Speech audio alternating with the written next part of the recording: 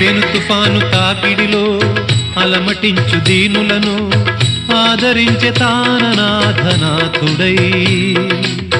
అజ్ఞానం అలుముకున్న అంధులను చేరదీసి అసలు చూపు ఇచ్చినాడు వైద్యుడై, వీధి వీధి భిక్షమెత్తి వారి వారి పాపములను పుచ్చుకొని మోక్షమిచ్చే పూజ్యుడై, పుచ్చుకొన్న పాపములను ప్రక్షాళన చేసి కొనెను దౌత్యక్రియ సిద్ధితో శుద్ధుడై, అంగములను వేరు చేసి ఖండయోగ సాధనలో ఆత్మశక్తి చాటినాడు సిద్ధుడై, జీవరాశులన్నిటికీ సాయి శరణం, దివ్య జ్ఞాన సాధనకు సాయే శరణం, ఆస్తికులకు సాయే శరణం, నాస్తికులకు సాయి